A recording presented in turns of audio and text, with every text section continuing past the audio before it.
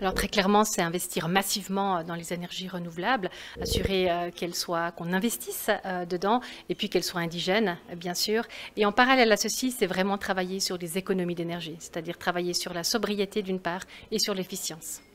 Alors les priorités pour l'approvisionnement, bien sûr, ce sont les énergies renouvelables que l'on doit développer en Suisse, notamment au niveau hydraulique. On a un grand travail pour le rehaussement des barrages, pour réapprovisionner ces barrages afin d'avoir une stabilité de production de l'énergie qui est très importante pour notre pays. Il y a les nouvelles énergies aussi qui sont importantes, notamment le biogaz qui est très important et également le photovoltaïque. Le photovoltaïque est quelque chose de prioritaire, nous avons de nombreux toits et on doit également pouvoir le mettre, je dirais, dans les régions de montagne où il n'y a plus de brouillard. Et c'est important de développer aussi ce système de production d'énergie en montagne. Aujourd'hui, le citoyen doit comprendre qu'on a un risque d'approvisionnement en électricité, en particulier en hiver. Donc toutes les mesures qui pourront encourager les productions hivernales ou le stockage pour l'hiver seront bienvenues. Il faut comprendre que c'est 10 TWh, 10 TWh, c'est 3 petites centrales nucléaires comme Mühleberg. Donc on parle de quantités importantes.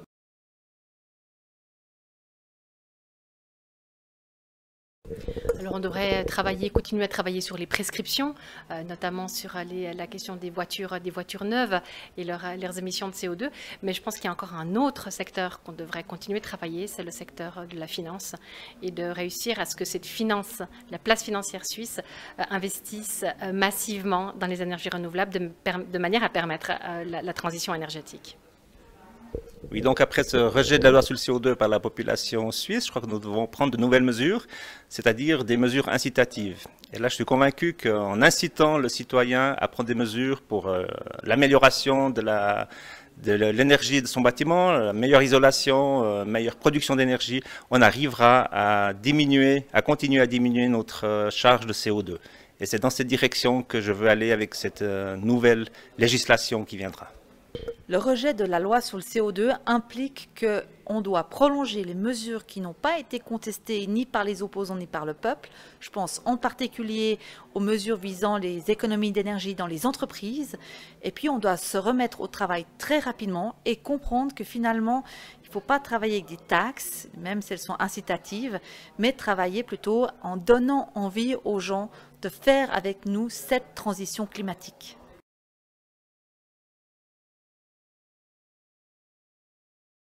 Alors, les négociations étant closes actuellement avec l'Europe, avec notamment l'accord cadre, évidemment, ce qu'on va devoir faire aujourd'hui, nous, c'est de se recentrer sur ce qu'on peut produire au niveau suisse, de manière à avoir une électricité qui soit indigène, qui soit renouvelable, et puis par là, assurer la planification et l'investissement au niveau local. Oui, alors le Conseil fédéral a rompu les discussions pour l'accord cadre, je crois que c'est un élément important.